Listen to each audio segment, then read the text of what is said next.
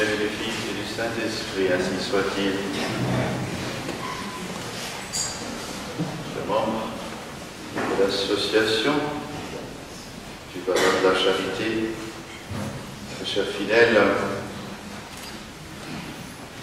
et bien sûr avec une immense joie, mais aussi avec émotion, nous célébrons cette Sainte Messe en ce jour, premier dimanche de la Passion, et dans cette magnifique église, nous savons bien qu'il y a une divine providence, celle qui régit tout, bien sûr. Les hommes font ce qu'ils peuvent, c'est Dieu qui dispose.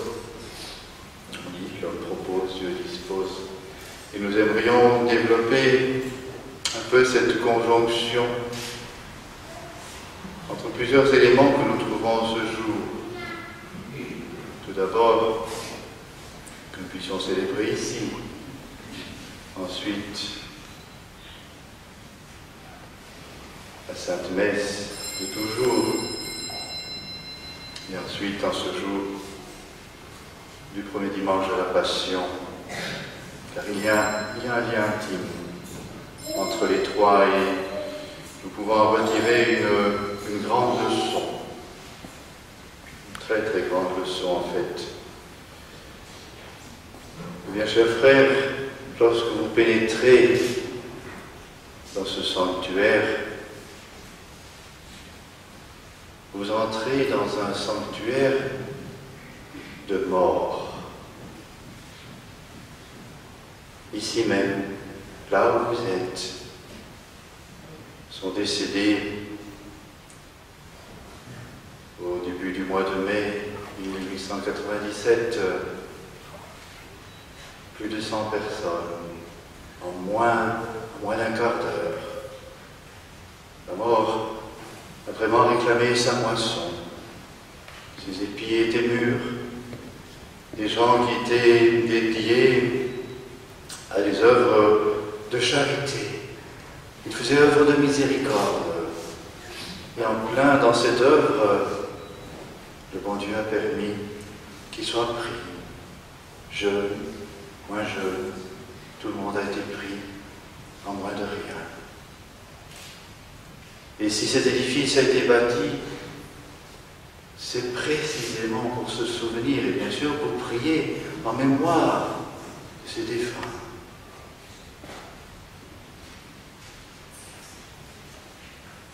Quel contraste avec le monde d'aujourd'hui. Lorsqu'il a été bâti, cet édifice, il a été bâti dans une époque où on avait encore une compréhension, une vision des choses, qui savait mettre la mort à sa place. Aujourd'hui, le monde moderne n'ose plus la regarder en face. On fait tout pour l'oublier, évidemment. Elle est effrayante. Elle est effrayante. L'Église a toujours considéré la mort comme la plus grande des douleurs. Ce déchirement où l'âme est séparée du corps, c'est la plus grande des douleurs qui puisse arriver à l'être humain. Et donc c'est normal qu'on en ait peur, c'est normal qu'on essaye de l'éviter, naturellement parlant. Mais l'Église nous apporte une vision sur cet événement qu'il ne nous faut pas perdre.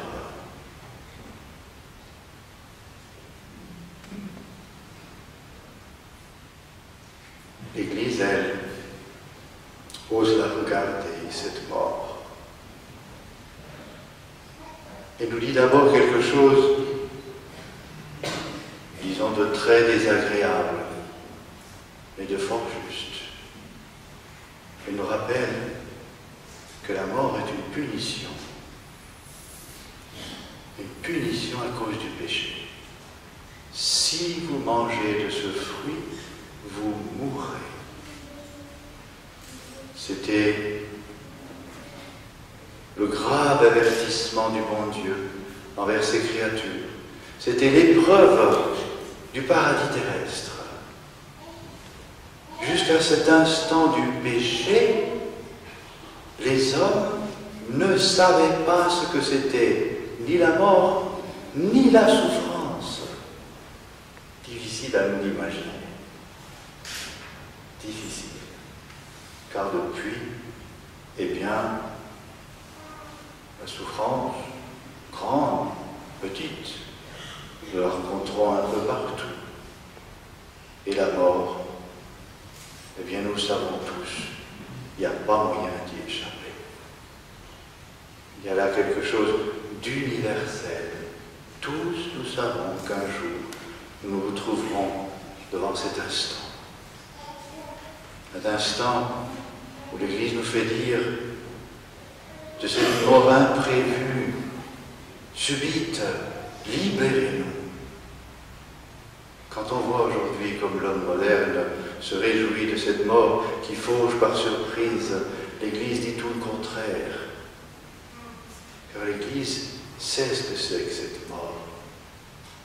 Elle sait qu'il faut la préparer. Et qu'en fait, toute la vie est une préparation à cet instant. La mort, ça n'est pas la fin. Ça n'est pas la fin de tout. C'est un regard beaucoup trop humain que celui qui voit dans la mort la fin de toute chose. C'est évidemment la fin de notre vie sur terre. Mais c'est le passage obligé dans l'éternité. Et l'éternité, c'est notre destin, c'est la raison pour laquelle Dieu nous a créés. Il nous a créés pour le ciel. Et oui, le péché, le premier péché de nos premiers parents, nous le recevons comme un héritage. Et désormais, pour arriver jusqu'au ciel, il faut passer par là. Bien que cette perspective change déjà tout. Et nous, qui avons cette grâce de la foi, il ne faut au grand jamais perdre cette perspective. Cela n'arrive pas à la souffrance, ni de celui qui meurt, ni de ceux que le défunt laisse.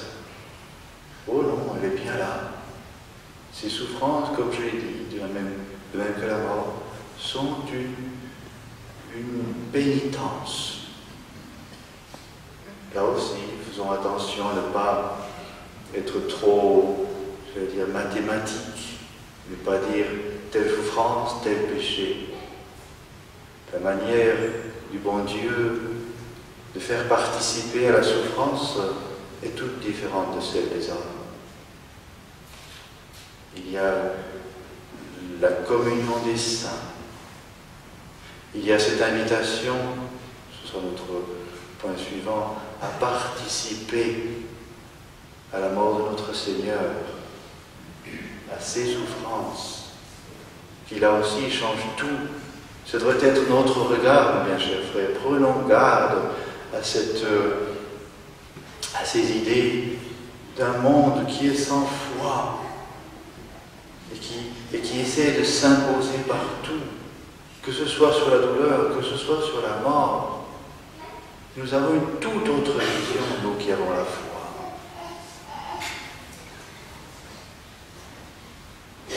Voyez-vous, mes bien chers frères, en fait, quand vous rentrez dans ce bâtiment, dans cette église, vous pensez presque normalement, à cause de son but, à cause de tout ce qu'il rappelle, vous pensez à ces défunts, vous pensez à la mort. Mais l'Église, elle va nous dire qu'en fait, toutes les fois que nous rentrons dans une église,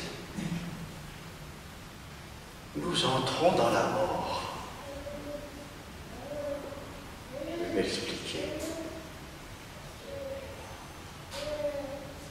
Saint Paul, en parlant du baptême, il nous dit que avec le baptême, nous sommes morts. Le baptême nous fait mourir. Mourir avec le Christ. Nous nous retrouvons sur la croix dès le baptême. Le baptême nous fait mourir, ensevelir avec notre Seigneur pour ressusciter avec lui. Ça ne s'arrête pas à la mort, ça continue sur la résurrection. Mais il y a une mort. Et cette mort, comme nous l'avons dit, c'est la mort de notre Seigneur. Et la plupart du temps, lorsque vous venez à l'église, c'est pour assister à la Sainte Messe, au saint sacrifice de la messe, qui n'est rien d'autre, allons plus loin, qui est identiquement le sacrifice de notre Seigneur sur la croix, sacrifice qui est non seulement accompagné, mais qui est formellement une somme de souffrance indescriptible et sa mort. À chaque messe, mes bien chers frères, vous venez assister à une mort. Et pas n'importe laquelle, la mort d'un Dieu. Pour nous. Toutes les fois, vraiment toutes les fois que vous rentrez dans une église, pensez-y. J'entre dans la mort, mais pas une mort du rien, du nirvana, dirions-nous. Une mort qui conduit à la vie. Nous commençons le temps de la passion. Nous commençons ce temps béni entre tous. L'Église le considère ce temps comme le plus fructueux, le plus précieux de toute l'année. Et nous entendons dans l'Évangile, celui qui garde mes paroles ne mourra pas pour l'éternité. Ce n'est pas une contradiction. L'un n'enlève pas l'autre. Comme nous l'avons dit, c'est un passage obligé que celui de notre mort physique. Mais il faut le mettre à sa place, cet événement. Un événement déterminant pour toute notre éternité. On ne badine pas avec la mort. Et encore une fois, ça n'est qu'un passage, c'est tout. Sainte Thérèse de l'Enfant Jésus disait, je ne meurs pas, j'entre dans la vie.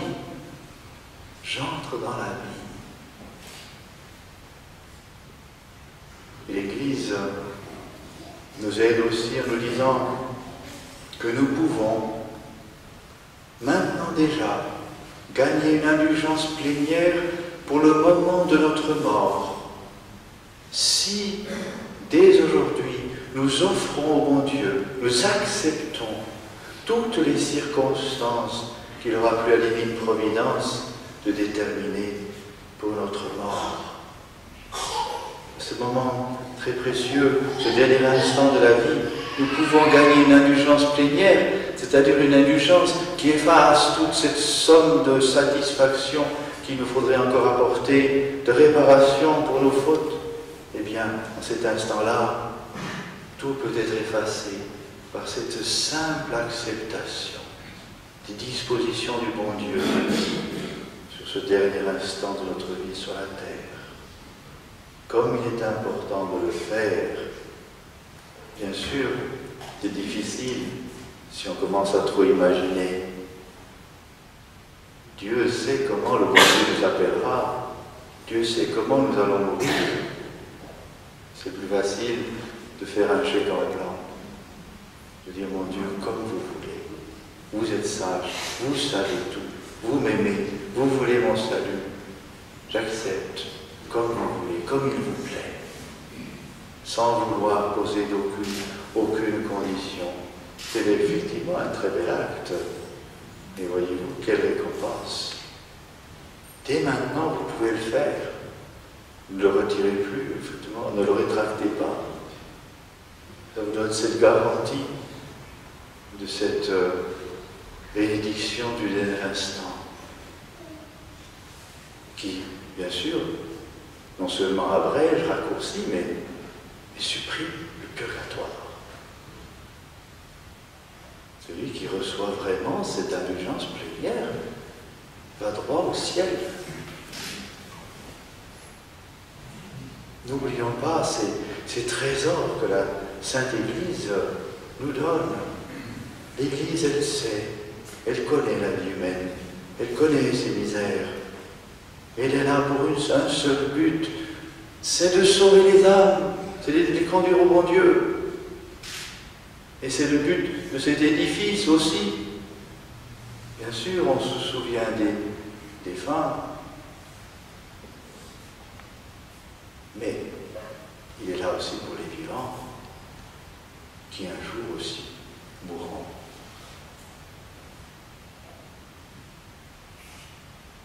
Oui, mais bien chers frères, le sens de la mort, nous le trouvons sur la croix. Il n'y a que l'Église catholique, dans ce sacrifice de la messe, qui est capable de nous faire comprendre le vrai sens de la mort et de nous permettre de le supporter comme il faut, pas seulement supporter, mais même embrasser. Notre Seigneur, qui meurt sur la croix, et qui par là célèbre ce sacrifice rédempteur, nous demande, nous invite à nous associer à lui. Donc il n'y a pas simplement un regard, le mot égoïste est trop fort, mais un regard qui disons, se contenterait de regarder mon bien, mon salut. Notre Seigneur nous demande plus. Lui qui est mort pour tous, nous demande de nous associer à lui pour notre prochain. Et sans autre limite que la sienne. Il n'y a pas de limite dans ce sacrifice de notre Seigneur. Il est mort pour tous. Pour tous. Vraiment tous les hommes. Il n'y a pas un seul péché qui n'ait été réparé par notre Seigneur sur la croix. Et vous qui assistez à la messe, dites-vous bien qu'il n'y a pas un seul des péchés de votre vie, du monde entier, qui ne soit réparé à l'autel. C'est un trésor qui nous dépasse complètement, totalement. Nous touchons à l'infini. Quand nous voyons ce monde, quand nous voyons cette marée de mal, de méchanceté, qui vraiment fait peur, qui horrifie, eh bien dites-vous que dans une seule messe, il y a plus de bonté, il y a plus de miséricorde. Là où le péché abonde, la grâce surabonde. Eh bien, là à l'endroit où cela est vrai, c'est la messe.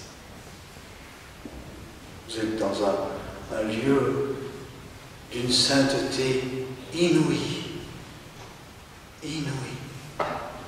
Il y a suffisamment de sainteté dans une messe pour sauver le monde entier. Appelez ces grâces sur vous-même. Si vous l'oubliez, le prêtre le fait pour vous. Mais plus vous ouvrez votre âme, plus vous vous associez à ce sacrifice de notre Seigneur, plus vous en recevez. C'est Pie XII qui nous le dit. La meilleure manière d'assister à la Sainte Messe, c'est d'y aller en embrassant les intentions de notre Seigneur Jésus-Christ lorsqu'il montait au calvaire. On monte vraiment à la mort de notre Seigneur, qu'il faut faire nôtre Notre vie, nous le savons bien, si nous voulons la gagner, si nous gagnons la vie éternelle, eh bien, il faudra mourir. Il faudra mourir à des petites choses et à des grandes. Il faudra savoir se renoncer à ceci, à cela, les choses légitimes, faire ce qu'on appelle des sacrifices. C'est la vie chrétienne. Et la Sainte Messe catholique, nous le rappelle un peu sur tous les tons, dans les prières, dans la messe elle-même, dans son rite.